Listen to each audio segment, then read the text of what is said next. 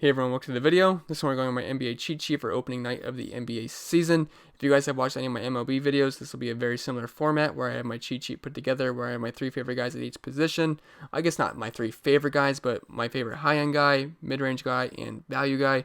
Because I'm not going to just sit here and list every single person on the slate. That's going to take forever and it's going to waste your guys' time, so I don't want to do that.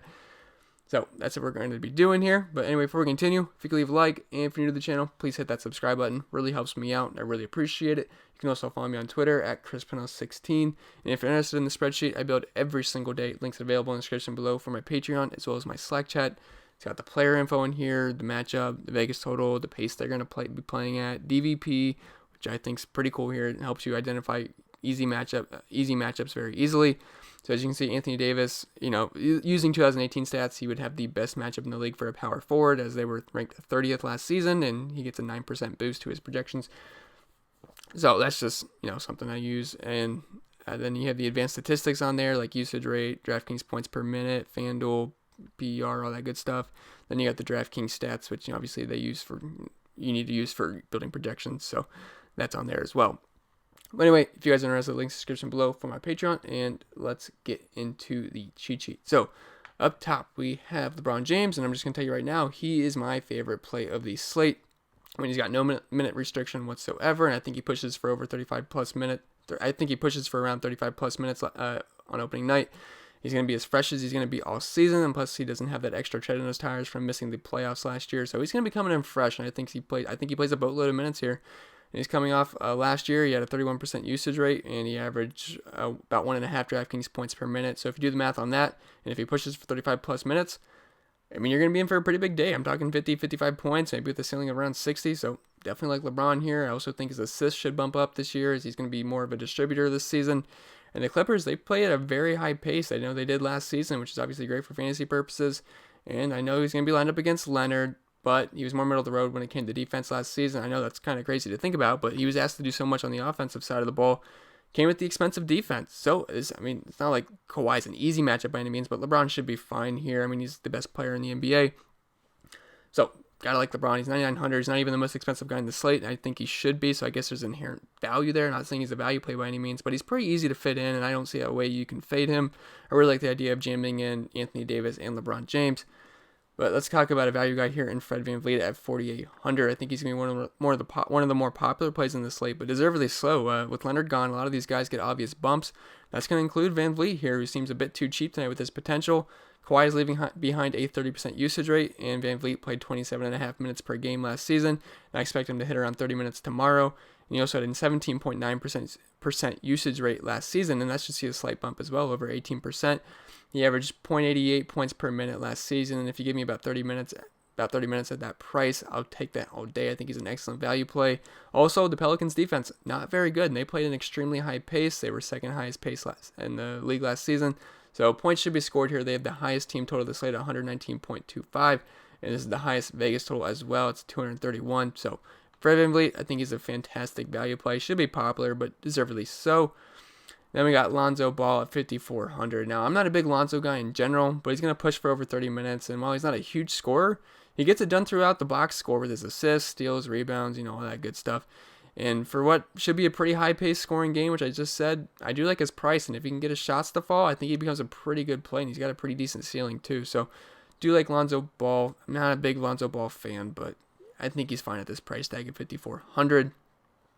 On to shooting guards, a lot of these guys are multi-position eligible as well. Like, I know Lou Williams is also available in the point guard slot, but you can't just list everybody in the same slots. But yeah, we got Lou Williams, 6,500. Now, he's not going to be he's not going to get the big minutes that Leonard or LeBron get nightly, but he's very productive with his minutes when he's coming off the bench. He has an extremely high 32.4% usage rate when he's on the court, which last season was usually around 26 minutes per game, and he averaged 1.25 points per minute, which is obviously great for a bench player. I mean, he's an elite bench player, best six-man in NBA, at least one of them. But yeah, I think he's a fine play here, and he's capable of catching fire and having huge games, as we all know. He's got a huge ceiling, and this is an exploitable matchup versus the Lakers, and he also gets a boost with Paul George being out. So Lou Williams, I think he's going to be popular, but deservedly so. I think he's a pretty fantastic play. Fred VanVleet, we already talked about, so let's talk about his teammate Norman Powell.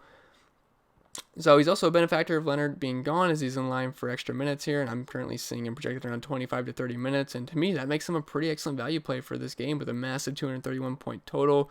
And the Raptors have the 119 point total, which is highest on the slate. He was pretty productive when he was on the floor last season too. He averaged 0.8 points per minute, and that price tag, I would take that if he gets a heavy, if he's on the court a ton. So I think he's one of the better value plays on the slate. I'm not sure how popular he's going to be, but I do think he's one of the better value plays. At small forward, we already talked about LeBron, so let's talk about Kawhi Leonard at 9,600, who I think is an interesting tournament pivot off of guys like LeBron or Anthony Davis. Clippers have the lowest total on the slate, and he just typically isn't the fantasy point producer that Anthony Davis and LeBron James are on a nightly basis, as his points per minute is around 1.3 compared to the 1.5 range that Anthony Davis and LeBron James sit in. Still, he should have a massive should have a massive usage rate, and especially with Paul George being out, so he's going to be the man on this team. I really don't like him more than I like LeBron or Anthony Davis, but with Paul George being out, he's got a huge upside. And if he racks up the steals and blocks, which he's capable of doing, he could be in for a huge ceiling game. And if LeBron ends up struggling versus Kawhi, if Kawhi outscores him, you're going to have quite a bit of leverage on the field because everyone's going to be on LeBron, and Kawhi's going to go a little bit lower owned.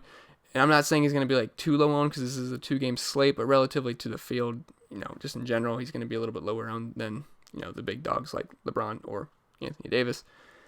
And then one of my favorite value plays on the slate is OG. So he's going to be one of the more popular value plays, and because we all want to fit in LeBron and Davis, so that means we have to punt a little bit. And Raptors, they have just such a high implied point team total, and OG should see near 30 points, near 30 minutes.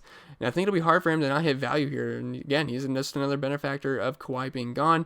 I don't expect a huge game or anything, but it should be enough, and he gets us the big names like Kawhi, LeBron, or Anthony Davis. So I think he's fine just to punt him. I don't really see him busting here in this matchup. As for the power forward slot, we got Anthony Davis and 10,200. He's the most expensive guy on the slate, and he's my second favorite spend up of the night. But I really am looking to jam in him and LeBron, and there's enough value to do so. Like guys we just talked about, Van Vliet, OG, all those kind of guys. The Lake Show, they're going to run through these two guys, LeBron and Anthony Davis, and with LeBron being on the floor, it should open up things for Davis down low, and it's a matchup he can definitely take advantage of, as the Clippers got absolutely abused down low last season, as you guys saw in that DVP thing that I showed you earlier. Last season, they got abused down there, so Anthony Davis should be in for a big game. I will say, though, he's a riskier because he is made of glass, and chances are he's probably going to go to the locker room with a hangnail, and he never comes back. So that's just what happens with Anthony Davis, so just be ready for that.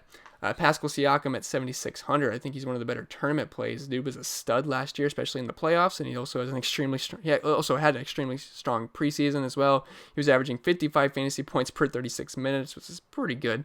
He's going to have to step up with Leonard gone, and his role and usage rates should all get a bump up. He's not exactly easy to fit in because we're going to plug in guys like LeBron and Anthony Davis, so it's kind of hard to fit in 7,600 Siakam. But it's definitely doable if you want to make him a focal point of your lineup, and I think he's definitely a GPP target in this matchup versus the Pelicans, but not someone I'm absolutely trying to lock in, but I do think he's a fantastic tournament play. It's a pretty good matchup. You got that high implied team total. It's going to be a fast-paced game. Dude's talented, so he makes sense to me. Then we already talked about OG. Then at center position, we talked about Anthony Davis, but we did not talk about Marc Gasol at 5,500. And it's not that I love Gasol here, but he just seems a little bit too cheap, and he should be in the mid-20s for minutes, and they're going to need him out there to hang with guys like Okafor and Favors. So I think he's fine. Not someone I'm in love with, but I do think he's a fine value play, only 5,500. Then Serge Ibaka at 5,200. I just love targeting Raptors players here with the high pace, game and high team total. He should see around 20 minutes, give or take, and he was better than a point per minute last season. So I do like his chances to hit value at 5,200. He's pretty productive when he's on the floor, even if he doesn't get huge minutes. So I do like Serge Ibaka. He's one of the better value plays on the slate, in my opinion. Anyway, guys, that's going to be it for this video. If it was helpful, remember to leave a like, and if you're new to the channel, please hit that subscribe button. Really helps me out. I really appreciate it. You can also follow me on Twitter at ChrisPennell16, and I do a lot of NFL videos. That's kind of my bread and butter, that MLB and NASCAR. But I did want to do NBA too. So anyway, I'm going to leave you guys with that, and I wish you guys the best of luck tomorrow.